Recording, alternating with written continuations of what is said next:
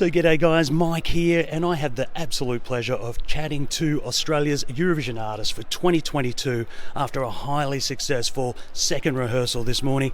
Sheldon Riley, how are you feeling? Highly successful? I haven't watched it back yet. Oh, thank you. I'm doing really well. That's a big bloody thing, isn't it? Oh, it is. And look, you got a round of applause in the press centre, which is pretty hard to do at 10 a.m. in the morning before all the coffee's kicked in. So very, very impressive. Thank you. Now, no secret at all, mate, that this has been such a goal for you to get here. Has there been a moment of realisation like, I'm here, it's happening? Every morning when I wake up and someone comes with a double espresso, I'm like, oh my God, I'm here, I'm doing it. No, I'm very grateful. It's been a long journey, but we're here. And we saw, obviously, that national final performance. We've seen such a glow up now. There was so much talk about lightening the performance. That seems to have been achieved so well without taking anything away from the mood of the song.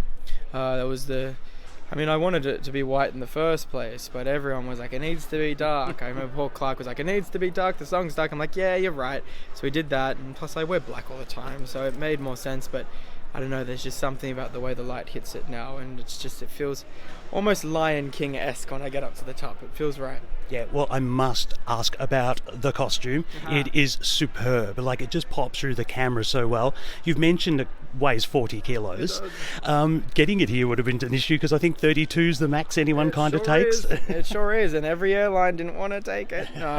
It was a lot, and I was insured for a crazy amount. 40 kilos, a Lynn Lacau, hundreds of thousands of Swarovski crystals, and then House of Emmanuel mask as usual, but it's heavier than the last. It's beautiful though, no complaints. And then they make you walk up a couple of flights of stairs as well, right, just for good measure. Just to add to it, and they're just like, oh, if your song isn't already the hardest one to sing, why don't we chuck on climbing the stairs as well? Yeah, I noticed there were some pictures of people following you around carrying the back of the dress. I mean, that's living my best life, really. I'm so jealous. It's so funny. It's just so heavy, but not just that, it's so white as well. I mean, as soon as it touches the ground, it's dirty, so. Oh yeah, I can imagine it, yeah. Now, we're about to head into those sort of all-important last rehearsals and into the semi-final. How are you approaching it? No nerves? You're just here to do the best you can? Fuck ton of nerves. I'm so nervous. It would be it's a lot, but I'm just running on adrenaline. I'm too proud to be here. I mean, I think this year more than ever, there's a winner that needs to win. So the competition's aside for me, but I still want to do very well, still want to make Australia proud, so I'm just very happy to be here. I think it's going to be beautiful working with Sacha Jean-Baptiste. Everyone has thoughts, everyone has opinions, but my opinion is she is a lifesaver. She is incredible. The staging is going to be ridiculous, so we're getting there. I had a quick chat with her. She's absolutely lovely as well. Lovely. She's so professional. Now, you're in the middle of the hurly-burly of Eurovision. It can be a bit of a circus. Are you trying to step away from that, or are you embracing the circus? Embracing the circus? Circus Mercus. Embracing it as much as possible.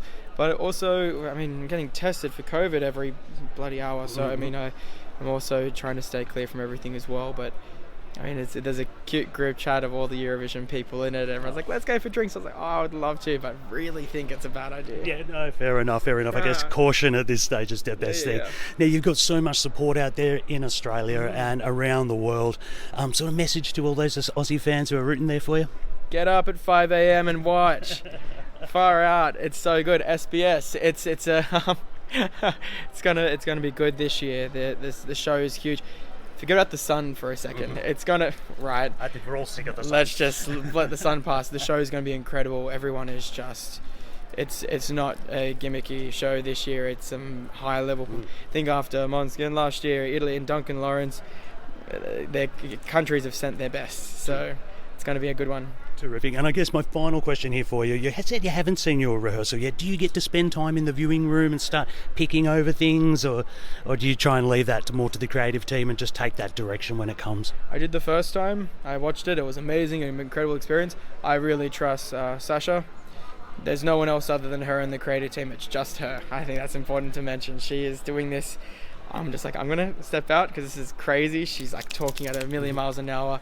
I just let her do it now. Watching the first one, I've never been able to trust someone creatively more than her.